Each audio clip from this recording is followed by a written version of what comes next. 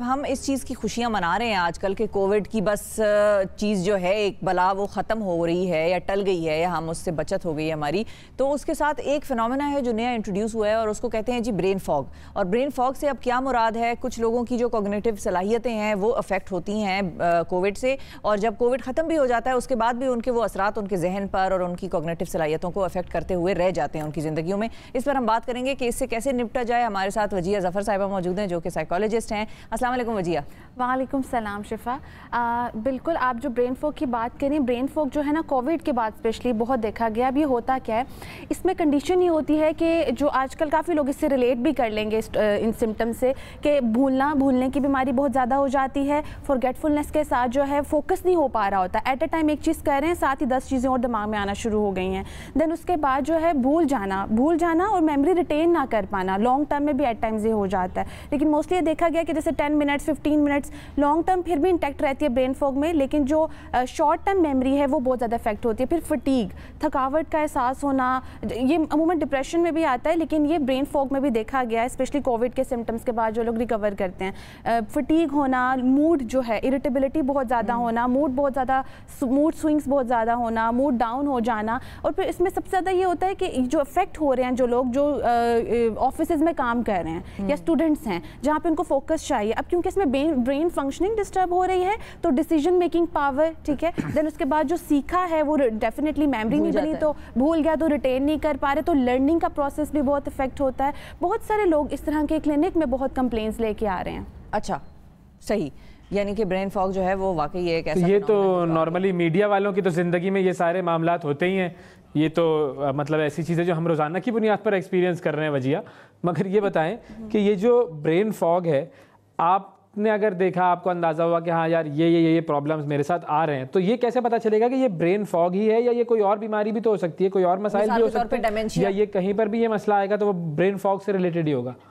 अच्छा, brain fog जो है ना वो टेम्पररी कंडीशन होती है। उसमें यह है कि कभी आप 2 दिन ऐसा फील करेंगे, 3 दिन ऐसा फील नहीं करेंगे। इसमें ना इस तरह के सिम्टम्स है कि गिरते हैं, कंटिन्यूटी नहीं आती है। लेकिन अगर आपको कोई डिसऑर्डर है तो उसमें कंटिन्यूटी रहती है। वो ऐसा नहीं है कि एक दिन आप फील करेंगे लो एनर्जी, दूसरे दिन आप फ्रेश होंगे। डिसऑर्डर्स में ऐसा नहीं है, जैसे डिमेंशिया है, पार्किंसंस डिजीज है, अल्जाइमर है, इसमें आपकी एक कंटिन्यूटी रहती है। तो अगर लोग देख रहे हैं वो उनको लगता है कि 3 दिन तो हमारा मूड बहुत डाउन है या अभी इंस्टेंटली हम 10 मिनट के लिए ब्रेन फॉग हो गया है एंड देन उसके बाद हमें रिटेन करने में टाइम लग रहा है। अब देखिए इसमें क्या है कि इसमें रीजनिंग होती है, ठीक है, कॉजेज होते हैं। बाकी जो बीमारियां हैं उनमें कॉजेज जो है मोस्टली जेनेटिकल होते हैं, डिसऑर्डर्स में स्पेशली। हाँ, या वो एज ट्रिगर्ड होते हैं। एग्जैक्टली। अच्छा, बात करते करते मिसाल के तौर पे हम दरमियान में भूल गए कि भाई मैं क्या रही थी, या वो होता है ना मैं आपको आवाज़ दूं कि अच्छा वजिया सुने, वो मेरे जहन से बात निकल गई, ये भी क्या ब्रेन फॉग है? अच्छा, तो शिफा उम्र का भी तकाजा होगा।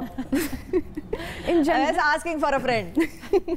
जनरल तो हम सबको इस तरह की चीज़ होती है कि माइंड में कोई ना कोई पॉइंट हम स्किप कर देते हैं, लेकिन ब्रेन फॉग में इतनी ज़्यादा ये फॉर एग्जांपल इतनी रिपीटिशन हो जाती है at a time. For example आप एक लेक्चर ले रहे हैं तो आप वो लेक्चर 30 मिनट्स तक आपके लिए प्रोसेस करना मुश्किल हो रहा है, तो ये कंटिन्यूटी में रिपीटिशन में ज़्यादा हो जाता है इन अ डे। तो यहाँ से फिर आपको पता चल जाएगा कि नहीं, क्लाइंट खुद रिपोर्ट करता है। अच्छा। उसको नॉर्मल नहीं लगता है, ठीक है, जैसे हमें पता है हम भूल गए तो हमें याद आ जाएगी। अच्छा, इसके कॉजेज और क्या होते हैं? एक तो हमने कोविड की बात की कि कोविड के बाद जो है वो इस तरह की सिम्टम्स लोगों में आ जाते हैं, लेकिन इसके अलावा और क्या क्या कॉजेज होते हैं ब्रेन फॉग के?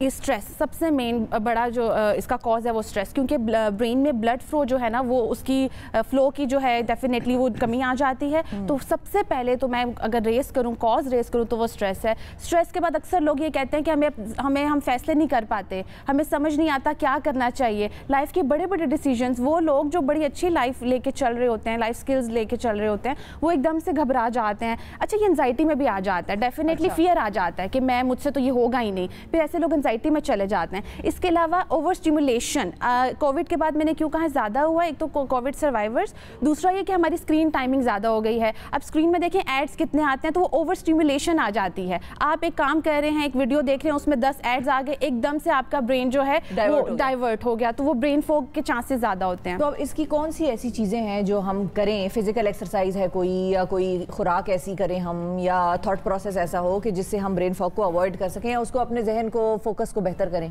अच्छा, इसमें मेन चीज़ है ब्रेन फॉग होता ही तब और ब्लड सर्कुलेशन को भी, जिस तरह वो भी आपने पॉइंट आउट किया। मेन ये होता है ब्रेन फॉग की मेन रीज़न ये होती है कि आप जो है प्रायोरिटीज़ नहीं रखते लाइफ में। एक काम करें, दूसरा काम करें, ये करना, वो इतने सारे टैब्स ओपन होते हैं। तो मल्टीटास्किंग ना करें। मल्टीटास्किंग एक हद तक करनी चाहिए। मुझे लगता है हम लोग रोबोट से भी ज़्यादा हम जो है ना मल्टीटास्किंग कर रहे हैं। आप देखिए मोस्टली ब्रेन फॉग कोई ऐसा इंसान नहीं है जिसको ना हो, अब तो नहीं है कोई ऐसा इंसान। उसकी वजह यह है कि हम इतनी चीज़ें लेके चल रहे होते हैं, वही ओवर स्टिमुलेशन, ठीक है, मल्टीटास्किंग, उसमें क्या है कि ब्रेन फॉग अब बहुत कॉमन हो चुका है। इसलिए सबसे पहली चीज़ अगर आप पूछेंगे तो उसमें यह कि प्रायोरिटीज़, फिर ऑर्गेनाइज करना, क्योंकि हमारा ब्रेन जो है ना पैटर्न्स पे चलता है। जैसे हम वो पैटर्न्स ब्रेक करते हैं ना, हमारा ब्रेन डिस्टर्ब हो जाता है, केमिकल लेवल पे इम्बैलेंसेस हो जाते हैं, फिर वही ब्लड फ्लो और हार्मोनल इश्यूज की वजह से हमारे सारे ब्रेन की जो कॉग्निटिव फंक्शनिंग है वो डिस्टर्ब हो जाती है। So this is very important कि हम एक तो प्रायोरिटीज़ कर लें, दूसरा हम ओवर ईटिंग बहुत कर रहे होते हैं। मूवी देखते हुए हमने खाना शुरू कर दिया,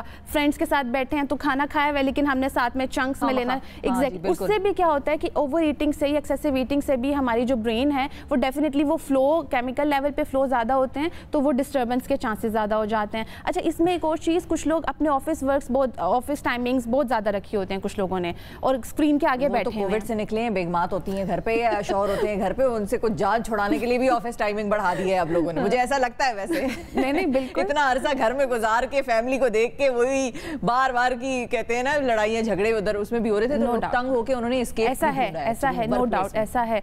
लेकिन मैं इसलिए भी इस टॉपिक पे बात करना चाह रही थी कि बहुत क्लाइंट्स आ रहे हैं, बहुत ज़्यादा। अच्छा, बच्चे कितना इफेक्टेड हैं? क्योंकि बच्चों में कोविड बहुत ज़्यादा सीवियर होता नहीं है, वो ये भी साइंस के। देखिए, बच्चों की वैसे डेवलपमेंट की एज होती है, तो डेवलपमेंट में वैसे ही मल्टीटास्किंग तो उनका फ़र्ज़ है करना, वो नहीं करे तो ये गलत चीज़ है। वो एट अ टाइम एक चीज़ सुकून से नहीं कर सकते हैं। तो बच्चों में ब्रेन फॉग हम इस तरह से नहीं उसको असेस कर सकते। अच्छा, ज़्यादा रिपोर्ट नहीं हो रहा। एग्जैक्टली, क्योंकि स्टेबिलिटी की जो हम एज देखते हैं ना, प्यूबर्टी की एज के बाद इसको देखा जाता है, इसके सिम्टम्स आना शुरू होते हैं। अचानक आपकी ज़िंदगी में कोई तब्दीली आ गई। यस। अच्छा, ये एक और चीज़ मैं ऐड करूँगी, ट्रॉमा सर्वाइवर्स, अगर कोई फॉर एग्जाम्पल किसी की डेथ हो गई है, ग्रीफ का पीरियड चल रहा है, उसमें भी ब्रेन फॉग बहुत ज़्यादा देखे गए हैं ये सिम्टम्स, क्योंकि वो एक ट्रॉमा से गुजरे हैं, स्ट्रेस लेवल आया है, तो ब्रेन बेसिकली वो शट डाउन का प्रोसेस कर देता है प्रोटेक्ट करने के लिए। तो वो ये सिम्टम्स से बहुत ज़्यादा हैं। इस तरह के लोगों को मैं ये कहूँगी टाइम लगता है, लेकिन ग्रीफ पीरियड से जब आप बाहर आते हैं तो आपका ब्रेन नॉर्मलाइज हो जाता है।